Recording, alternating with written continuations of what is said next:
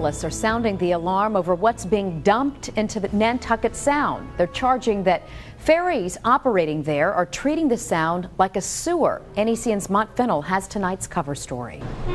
Every year, passenger ferries crossing Nantucket Sound dump in the ocean the human waste of up to 3 million people.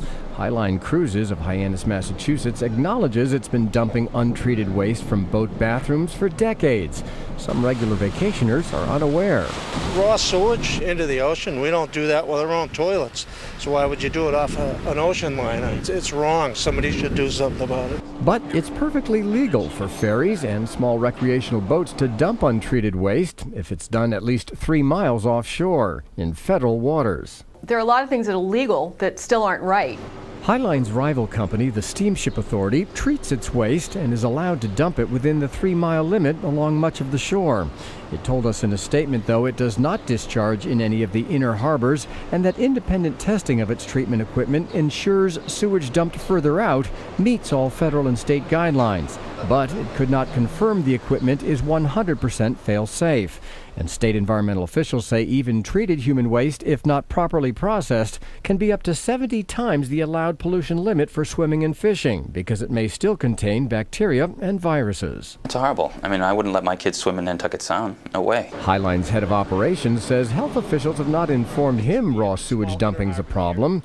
Murray Scudder estimates 90% of the discharge is just water. It's not similar to having a septic truck come to your home and discharge your septic tank, which is full of solids. Shellfish beds are within a mile or two of the ferry lanes, but the state told us regular tests have found no contamination.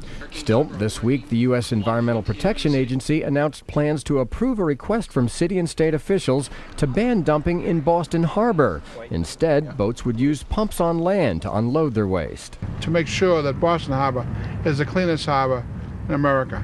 This map shows the current sites along the New England coast prohibiting the release of both untreated and treated waste. All of Connecticut, Rhode Island, and New Hampshire are off limits. In Maine, it's just Casco Bay, and only parts of Massachusetts are covered. Enough is enough. It's time to stop discharging into our coastal waters. Now, 6 years ago, the Alliance to Protect Nantucket Sound was founded to fight the proposed windmill farm in the Sound. It expanded its mission 2.5 years ago to include making the Sound a no-discharge zone. Moses Kaluro, who owns a company that makes ship tracking systems, and Barbara Hill, whose environmental organization supports Cape Wind, blamed the Alliance for not making progress stopping the ferry's sewage pollution. With the millions of dollars that they have available to them, it would seem to me that the accomplishments that they would be able to have at this point in time, after a year, would be significant. The Alliance's Susan Nickerson says she's working with a dozen others to sample water once a month from 16 sites in the Sound. They found high nitrogen levels only along water inlets in Falmouth. A sign sewage pollution is coming primarily from household septic systems and businesses. On a percentage basis, the amount of wastewater coming from a ferry is minuscule.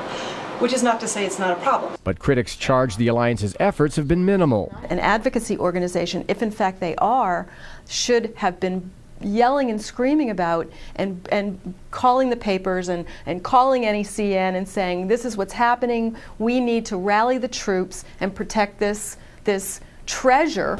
In the past year or two, has the Alliance ever approached you and asked you to clean up the act here? No, I'm not sure of their awareness of the issue, of the practices at that time or not. I really don't know. It was never discussed. The Alliance to Protect Nantucket Sound says it's taking time to gather the necessary data to understand the extent of the problem before calling for action. I'd give us an A, given all of the pieces of the picture that need to be in place. Even so, on the Alliance website, both Highline Cruises and the Steamship Authority are listed as allies. That is hypocritical.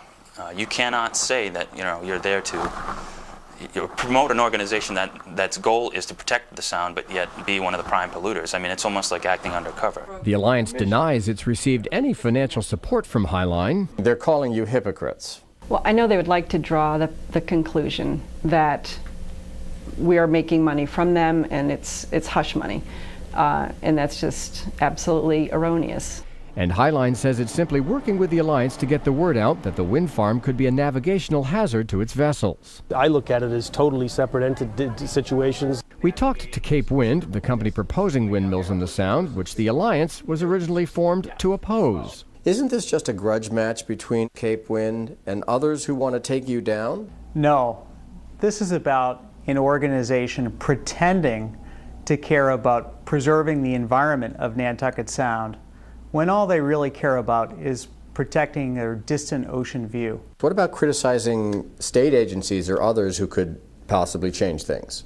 Well, I think people are speaking out, and it's often citizen pressure that drive agencies to act. Indeed, getting Massachusetts Buzzards Bay declared a no-discharge zone was spearheaded by a large grassroots environmental organization. Critics point out the Alliance uses only one boat for testing and patrols. They need to do what Save the Bay in Rhode Island does, is have a large staff, have a fleet of vessels, and a constant monitoring plan. The state of Massachusetts is making some efforts to cut down on dumping in the ocean. Since 1993, it's obtained $10 million from the federal government to more than double dockside pump-out facilities to 128.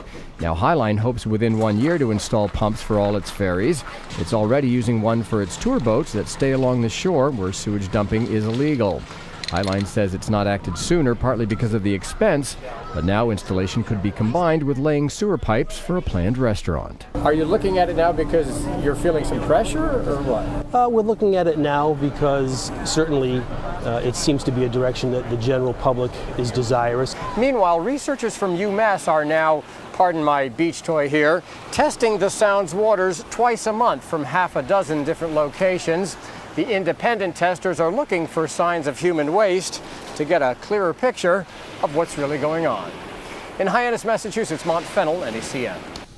The Steamship Authority says it too is currently developing plans for dockside pump-out facilities at its terminals. Massachusetts officials hope to designate all of the state's coastline a no-dumping zone by the year 2009.